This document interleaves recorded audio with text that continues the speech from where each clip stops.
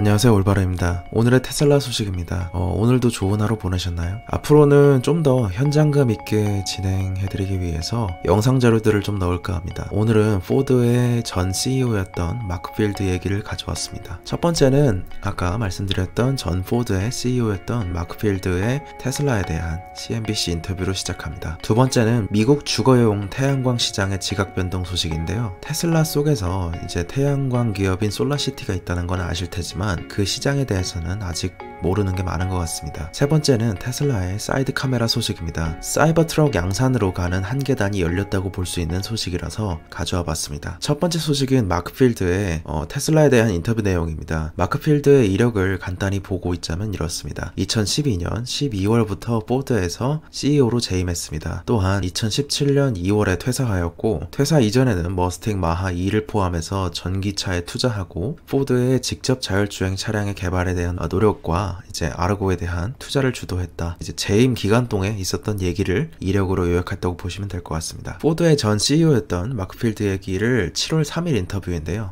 같이 한번 보시죠. 여기서 이제 제가 주목했던 것은 테슬라의 소프트웨어에 대한 그의 생각이었습니다. 같이 한번 보시죠. Let's bring in Mark Fields, TPG Capital Senior Advisor and former Ford President and CEO. Mark, thanks for being with us today. Hi, Morgan. So I want to get your take on the fact that we do see Tesla at all-time highs. It's a market cap that has surpassed all of the other auto manufacturers. I think it's actually a combination of both, Morgan. I think the first, what the Tesla's being rewarded with is growth. I mean, they grew on a month-over-month basis. And although on a year-over-year basis, they were down about 5%, the rest of the auto industry was down here in the States almost about 25 to 30%. I also think there's a couple other things that investors are looking at. They're looking at competition, and there was an anticipation that the established OEMs would bring products to market, which they are. But you look at somebody like VW, who's having a lot of problems with their ID3 in terms of the software management, and that's something that Tesla has done very well. They haven't mastered the manufacturing piece of it, but they have mastered the software piece of it, which the established OEMs still need to do. I think also from a CO2 reduction standpoint, even in this depressed economic environment, you're seeing places like China and Europe not backing off CO2 reduction targets, which are important for electrification.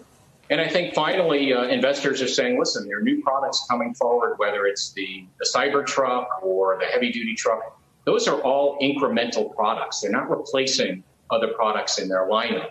And then to your second point, it is around electrification going forward.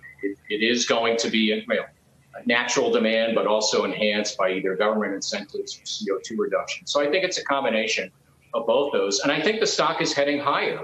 I think Elon was very, very focused on profitability in the second quarter. Earlier in the quarter, he announced cutting of salaries, rent reductions he was asking from landlords. Those type of things, and he was doing that so that if he could be profitable this quarter, that would be 4 profitable quarters in a row, and with that accumulated profit, you can be eligible to be included in the S&P 500. And if that's the case, not only will Tesla get the prestige of that, but also I think a lot of index funds will be driven to include Tesla in their portfolio, which will increase the demand for the stock potentially going up further. Well, I think for all the established OEMs, electrification is still a big priority.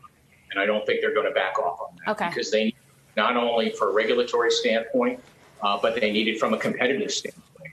I think in things like autonomous vehicles, you're going to see more partnerships, as you've seen with Ford and VW, GM and Honda, where they're pooling their resources. Because in the case of EVs or electrified vehicles, the technology is ready. There's a business model around it.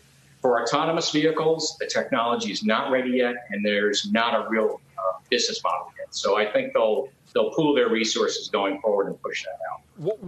제가 요약하자면 이럴 것 같습니다. 첫 번째는 이제 많은 사람들이 기존의 OEM 업체들이 시장에 제품을 내놓게 된다면 테슬라는 빠르게 사장될 것이라는 기대가 있었습니다. 하지만 실제로 폭스바겐에서 ID3 모델을 내놓은 결과를 보자면 소프트웨어 관리 측면에서 폭스바겐의 ID3 모델은 혁신이 없었고 심지어 많은 문제를 가지고 있었습니다. 그래서 이를 통해 보자면 테슬라가 소프트웨어 관리 측면에서 아주 잘하고 있다는 것을 증명했다고 볼 수 있는 겁니다. 그리고 두 번째, 제조 공정은 아직 완전하게 마스터하지 못했고 결함이 있지만 소프트웨어는 완전하게 익혔고 그쪽에서의 능통하기 때문에 OEM 회사들이 이를 극복해 나가야 된다는 거죠. 그래서 개인적인 생각으로는 소프트웨어 측면에서는 공성과 수성이 바뀌어서 역전된 이런 입장을 조금 보이고 있다고 생각이 들고 있습니다. 셋째는 이제 전기차 비즈니스에 대해서는 이미 기술도 있고 그리고 이제 주변에 사업 모델도 이미 있는 거고요. 그러나 전기차 분야에 있어서 그리고 이제 뭐 하이브리드라든지 어쨌든 전기화 차량에 대해서도 이미 기술도 있고 비즈니스 모델도 있습니다. 그러나 자율주행 차량과 그 기술에 대해서는 아직 상용화된 버전이 나오지 않았고 그것을 위한 사업 모델도 준비되어 있지 않습니다. 그래서 OEM 업체들이 앞으로 이를 위해서 계속해서 자원을 공유할 것이라는 전망을 말했습니다. 그리고 이제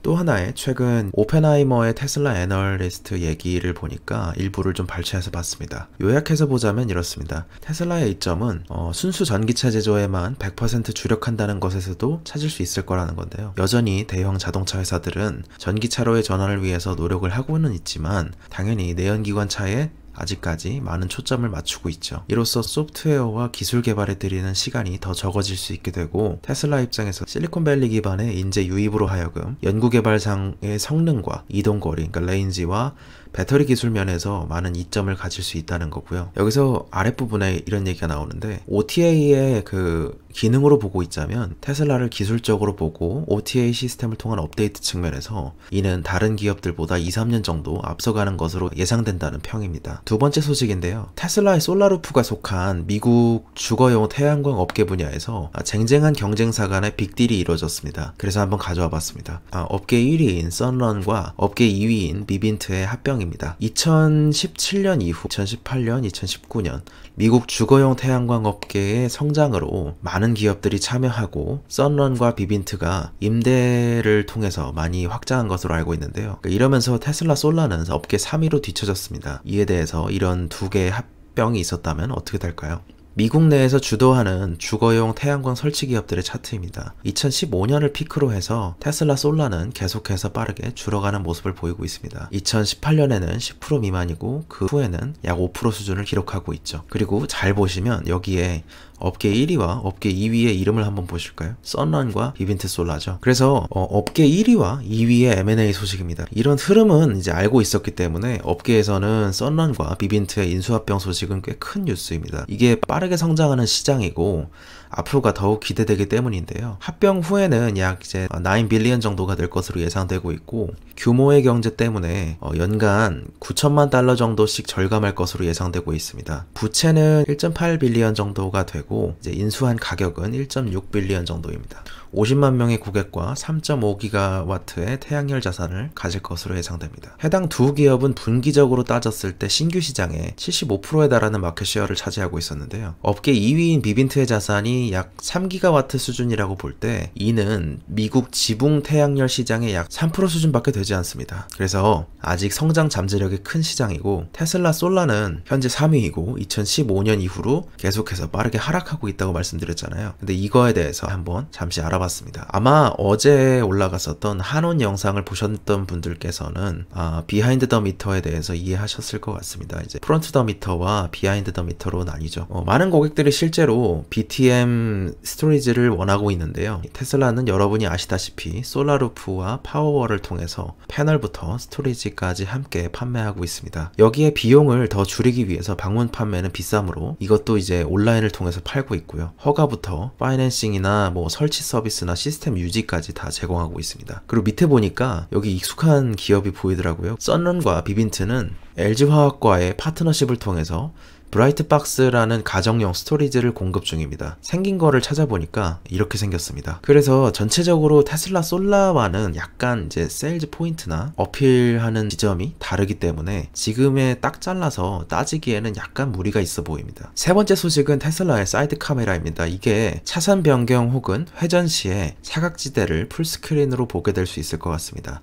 아직 이제 이거는 그 예상이지만 아마 그렇게 될 가능성이 높기 때문에 한번 가져와 봤습니다. 앞으로 방향 전환이나 차선 신호를 보낼 때 이런 식으로 풀스크린을 통해 오토파일럿 사이드 카메라를 사용할 것으로 보입니다. 이제 정확히는 사이드 리피터 카메라겠죠? 직접 보는 방향으로 이렇게 가고 있습니다. 테슬라에 관심이 있으셨다면 아마 머스크와의 대화가 많이 익숙하실 겁니다. 질문은 이랬습니다.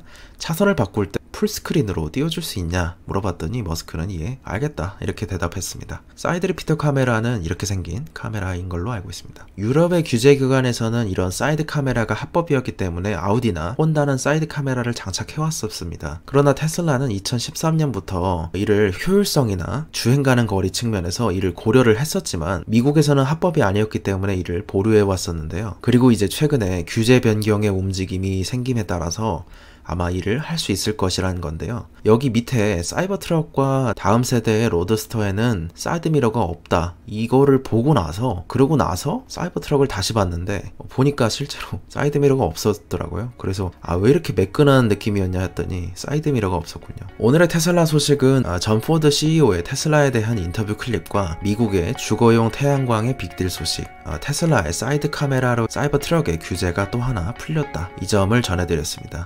그리고 이제 자율주행에 대해서는 제가 공부하는 입장이라고 계속 말씀을 드리고 이 분야의 선생 혹은 이제 가르쳐 주실 수 있는 분을 찾고 있습니다. 일단은 그렇습니다. 오늘도 좋은 하루 되시기 바랍니다. 감사합니다. 올바라였습니다.